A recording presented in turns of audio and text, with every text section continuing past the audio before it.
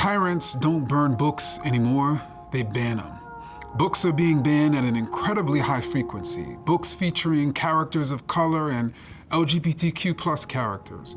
Books critical of racism, of sexism, of homophobia, of transphobia.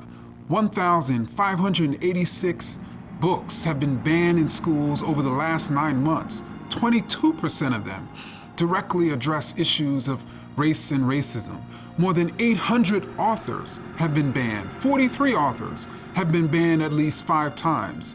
I am one of them. But today's book bans are not unprecedented and unparalleled, as many have said. Lest we forget, Enslavers were the original book banners. Lest we forget, anti-slavery texts were the original books being banned.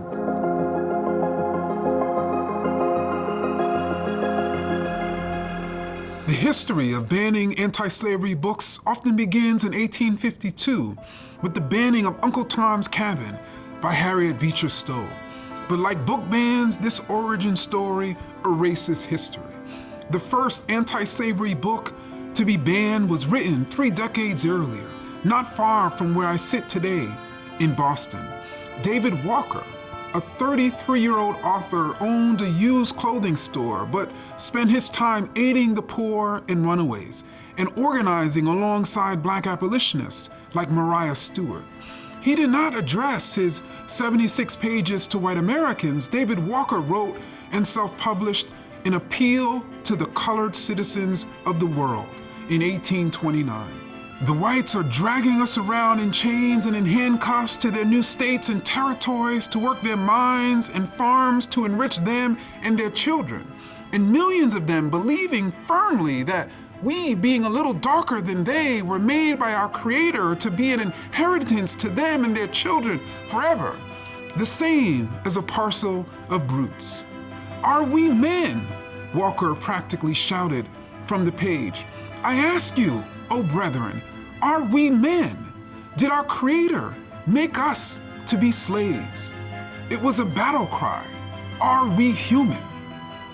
Before enslavers started a civil war to protect slavery, Walker appealed to the enslaved to start a civil war to abolish slavery.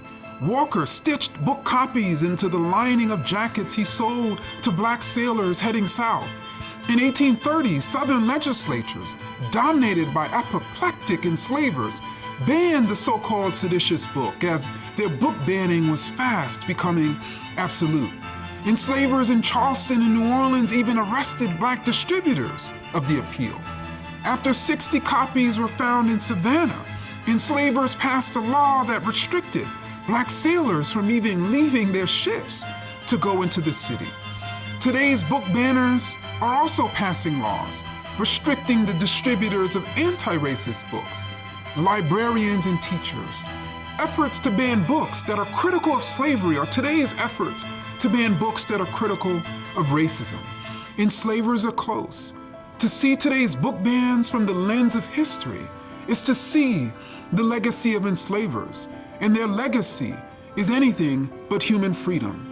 To fight off the book bans is to fight for basic human freedoms. The freedom to express ourselves, the freedom to document reality, the freedom to appeal to the citizens of the world, like David Walker.